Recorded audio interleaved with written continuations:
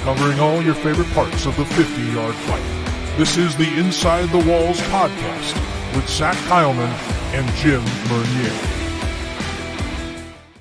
Welcome one and all to the latest edition of not only the Inside the Walls podcast, but a brand new edition of Turf Talk, the one and only show on the Inside the Walls podcast, bringing you the personalities from across the league that we get to talk to on a weekly basis. Zach Kyleman in here as always alongside my buddy that's 900 miles away. I'm just going to start using that because Jim's been doing that when he hosts, Jim Mernier on the other side. And our guest of the week here, we have the star receiver and returner himself for the San Antonio Gunslingers, Kali Rashaad, joining us on this edition of Turf Talk. Kali, welcome aboard. Thanks, by the way, very last minute joining on, so appreciate that. We're glad to have you on. I mean, how are things been for you lately? You, the team, you guys doing all right after that most recent nail-biting action in Jacksonville? Yeah, first of all, thanks for having me, man. I appreciate it. But yeah, that was a tough one, man. It was a heartbreaker. Came down to the last play. And the team's doing all right, man. We taking it game by game. So we all eyes is on Albany now, so we moved on. Right. I mean, you guys getting done with a long road trip, just all around the East Coast, of course. You know, you had the 2 weeks off before you had to do that, of course, too. How's it been doing that stretch on the Eastern Seaboard there? I know you guys had going to Carolina, you know, that was a report coming out. You had a 21-hour bus ride from what I understand. I mean, how do you guys pass the time and manage yourselves to get all the way there to even play, you know, at least at a competitive level at that point? Oh man, I can tell you that we deal with a lot of adversity so far this season. And so much adversity that anything that pops up, we can deal with, we can handle. 21-hour bus trips, player changes, coaching changes, and so on and so forth. You can name them down the list, but we got a tough team, mentally tough, physically, of course, but I think we just got a tough group, and we all trust each other in that aspect, and we try to get it done. We tried to get it done, at least. Right. Well, I mean, hey, you guys have been getting better every week, it seems. You know, yeah, obviously new ownership, you know, some roster changes, of course, have been affecting the unit, but it's been collaboratively getting more and more talented. How has it been, I guess, from a player's perspective now? Obviously the original ownership, their references the OG3. I'll give credit to Smoking Guns podcast on that one for giving us that heads up. But how has it been working, or at least getting to know some of the guys maybe from that side? Maybe the John Wayne group that's joined in. Have you talked with them? Yeah, I see the GM. I see Carlos almost every practice. It's been great, man. It's been like a rough ride for us so far this season until, they stepped in and they've been doing a tremendous job with the team. We've seen changes I've been with the Gunslingers this is my second year now. So okay, I've seen big changes from the first season to the second, third week of this season. And I love it, man, so far. And it's just gonna get better for us as the season go along. Rashaad, I have just one question, not really a question, but an observation.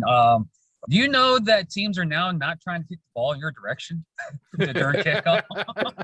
I think I noticed it in the second half of Jacksonville. I think he kicked it to me maybe 3 times the first half. And after that, I didn't see the ball again. So I was kind of upset about it. But then again, I mean, it's what any coach see that a returner's making plays, you're going to kick it away from that guy. So I understand. I understand it completely. What's awesome about San Antonio is that when you guys get into the league, people are always asking me and asking Zach, who are the star players of the team? And we're like, we don't know. This is the same as uncharted territory for all of us. But you stood out right off the bat that made headlines. I think it was against either Columbus or Orlando week 1 or week 2. You took 2 back, and it's like every time you touched the ball, you were in the end zone on the other end. And that's how you make a start naming yourself, especially not just in this league, in any league, but now that you're getting respect. I always say if a kick returner is not getting the ball, that means that the opposing coach respects you, and he's not going to make you beat him. And Jacksonville made an adjustment. I want to say Carolina did the same thing, but every time you touch the ball in a kickoff, it's 50 yards down the field. You're dancing in the end zone.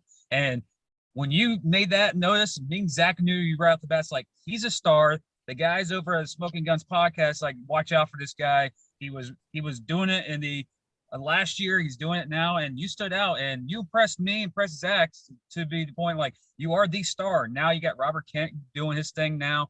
You got Philip Barnett that's doing his thing this week. So you guys are getting better each and every week. It's just, the growing pains of an expansion franchise. You just start and you move up, man.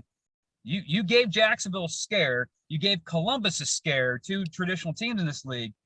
Maybe this week you finally pull off the upset and you knock off the mighty Empire down to Freeman. So what's San Antonio doing for this week, and especially you're finally home after 5 weeks? That's a long road trip away from your building. You're home. It seems longer than that. Yeah, it seems longer than that. Well, it's our same game plan, man. We're sticking to our same game plan we've been doing all seasons. I mean, we had some close games, and we haven't been able to pull them out towards the end of the game. So we're gonna stick to our same game plan. But yeah, it's good to be back around our fans, though, man. That's what I think we're gonna play a lot better when we're inside our own arena, feeding off our fans' energy. Also, not travel. You can just stay in the same area for an extra night. That's right. We'll stick to the same game plan, and hopefully, like you said, we just get our first win against the champions. Clea, I got to ask you. You brought up a point for yourself. You played last year with the Gunslingers in terms of it's a lower level league for context in this conversation in what was the American Arena League last year. San Antonio moving up, getting into the NAL for this season. For you yourself as a player, just the level of talent and maybe just adjusting to that, how's that transition been? What were some things that you were preparing yourself maybe for in terms of maybe getting ready for higher level talent that you'd be facing on the opposite side? Well, I knew about the higher level of talent or competition level. I knew it was going to be a lot more talent in this league, big name stars. And what I didn't know about was the Ironman side. I never experienced any type of football like this. Ironman playing both ways, and the fast pace that it is in an arena game. And it's a lot to get used to. It's a lot on your body, I would say. So you got to prepare yourself that way. Now that I know I got 5 games under my belt, I know what to look for. I know what to do. I know how to take care of my body more and be able to stay on the field as much as I do. So, but it's a big jump from the AAL. The NAL is a big jump, and respect to all those teams out there that goes both ways doing this Ironman thing, because it's tough, man. It's real tough. Mm-hmm. Yeah, I mean, I can't the Ironman aspect too, which I do mention. You do play both sides of the ball as well. You are flying around, having to deal with that. So, that extra element, and we've talked with other players with yours positioning. The extra conditioning has to come into play. Oh yeah, tenfold. Compared to just doing specialized work like we were doing a year before. Remember, it's kind of funny. We're so used to it now, but I mean, just last year we were doing specialized receivers, specialized defensive backs, right. Now your guys' new team jumping into the thick of things right out of the gate. Yeah, but it's and every team is a different challenge with every team, different type of players on each team. And the crowd is crazy too. That takes a lot to get used to. So it's a lot of changes from the AAL to the NAL. So, but all good though, all good changes. You have any favorite fan interactions so far? I know he got a good follow up. I had to ask. You have any favorite fan interactions? You talk about the crowds. Man, I think it was something each game. It was something each game that just made me laugh, made me got me on notice, or I had to take a look like, who's that? Like, who said that?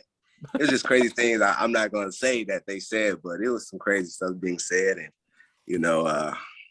fans gonna be fans. You know, they're supporting their teams. So the opposing team is gonna take a lot of heat. That's what it is. I understand it. Mm-hmm. So with the new Ironman rules, what side of the ball do you prefer? You played all three phases of the game. Which one you prefer the most? Yeah, I'm not getting the ball on special teams that much, so I'm gonna say defense. I love defense. I played defense growing up.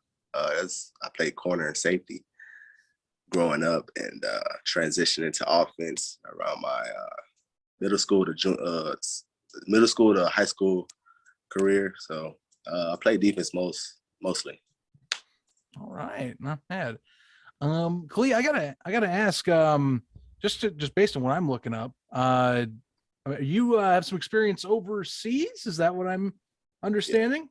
Yes, sir. I played overseas in Europe. Okay. And I played there for a year, and then I've also played in Brazil for another year, a season before joining arena ball. Feel me asking, where are you playing in Europe? I'm very much the overseas scene is very much a one I enjoy. It was in Hungary. It's called the Eger Heroes in Hungary. Ooh, okay. And in Brazil was the Cajancas. So it's pretty interesting. It's different type of culture. Yeah, different food, music, anything you think of is hard to communicate down there. You don't know Hungarian, so it's like it's tough to communicate with everybody. Everything is like Google Translate. Is there an app for that? It is. There is. And I was on there all the time. So. But it was interesting, man. It was very interesting. Different experience for me. Well, then the 21-hour road trip on the bus shouldn't affect you, seeing that you've been to Brazil and Hungary. Good. I was good. I was all right. That 2-day plane flight, layovers and everything. I'm okay with the 21-hour bus ride. I won't. It's like a 21-hour bus ride. Like, no, I'm not doing this. Also, San Antonio is starting with the original OG3. When you started the NAL, playing all three positions, so far you've played against some tremendous athletes, from Jamar Fortson to Devin Wilson to Kendrick Ings of Carolina.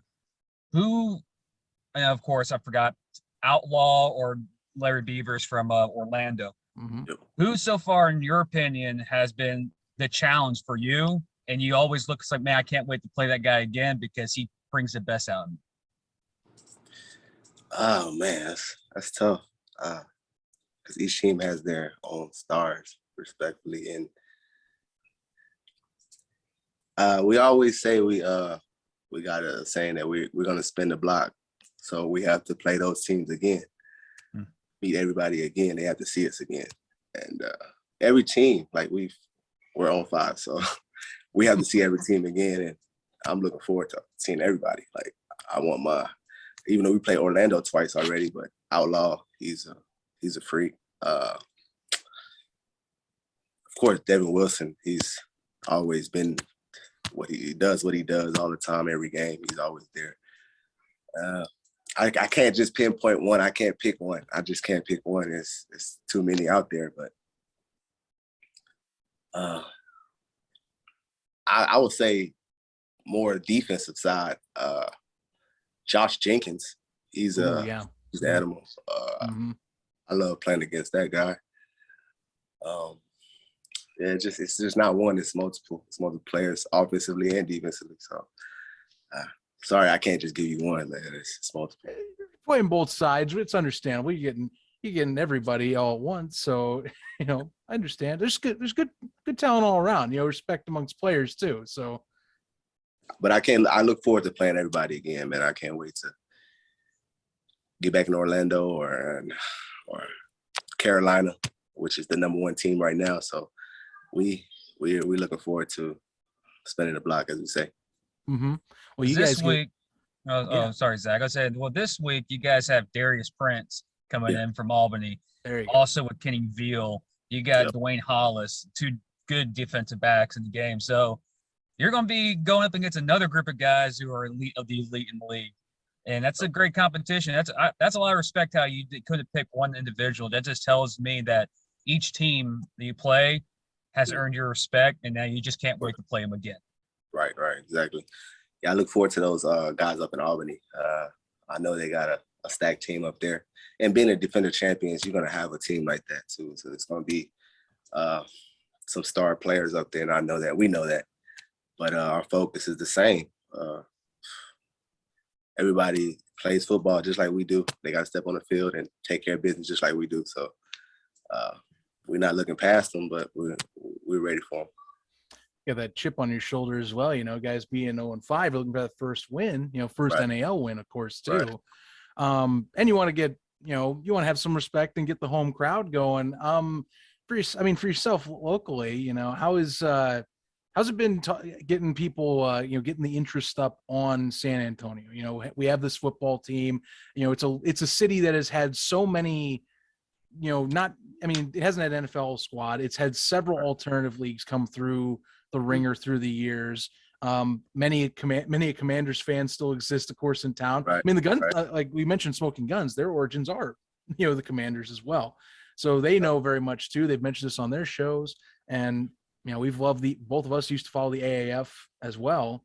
So how do you how's it been talking on that? Just knowing you got another football team to try and get behind. Yeah, it's tough because it's hard to get behind a team or teams, multiple teams that don't stick around or don't last, or fold throughout the season. So you might get deja vu of, maybe this team's the same way. So it's tough for a fan base to stick around. And we got the San Antonio Talons back in the AFL day. The Commanders, like you said, it's been multiple teams here that came and gone. So I understand to a certain extent that if we don't have as many fans as Jacksonville or Orlando, but we just got to keep at it. We got to win. First of all, we got winning cures all. So everybody loves winners, right? So we got to win. I guess that's the first and the biggest, most important thing is win. The rest will take care of itself, really. Fair enough. How's it been with? I know Robert Kent kind of joined in. He replaced an injured Javin Kilgo at the time. He's taken the reins since then. How's it been, at least for you? And now you got Phil Barnett, of course, in the receiving corps. Chemistry-wise, week by week, what do you look for between him and yourself, or receivers himself? What is your guys' relationship? What do you look for to improve on the turf? First off, he's a big-time leader. He's an ultimate leader. He's going to tell you what he wants. He's a commander. He's that general on the field. So he's going to tell you what he wants and how he wants it done. And you got to get on the same page as him. So chemistry-wise, of course, coming in, we didn't have practice a week. We didn't have any practice with him the first game he came in. Right. Yeah, so it was kind of rocky, but we put up a decent amount of points, I think, just for having a quarterback fresh off the bus. But man, yeah, he's the ultimate leader, man. And Philip Barnett also, man. That dude's crazy, man. He's super strong, man. That's the first thing I noticed from him when I was trying to guard him in practice. He's strong. He's strong, man. Super strong, and his IQ is up there also. He knows the game. Being with Albany last year, winning a championship with those guys, so that brings that championship mentality, that championship experience, and that's what we need on both sides of the ball. Also, we have leaders on both sides of the ball: Robert Kent Jr., Philip, Pierre Turner, Eric McIntosh. Like, we have some big name players that can make some noise. Well, in addition, adding on Philip Barnett, that's another one. You mentioned Turner and, of course, McIntosh. Those are two NAL guys that have been around. So they also know what needs to be done, what you got to get organized just to win in this league. Exactly. Hey, Barnett, like you're saying, that challenge of practice, I imagine that's perfect to get you ready for game day now. Yeah. Big, lengthy dude, muscular guy. I love going against the bigger guys. I don't know why, but I love going against the more physical guys. But Philip is he's out of this world strong, and he goes up, get balls, crazy radius on his catches, and he's a tough guard, man. He's gonna be a tough guard for anybody in this league. So look forward to playing with him throughout the season. Nice. So, Rashaad, one final question from me. Second half of the season, 6 games left. What is your personal goal for yourself for the end of the year? What can you do in the next 6 weeks? What's your goal as a person, as a player as well? Personally,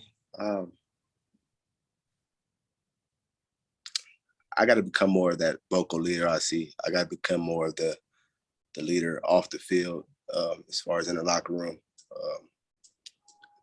On the field, I like to let my play do. I don't talk much. I just go out and ball. But I guess I have to be one of those leaders that be more vocally, and maybe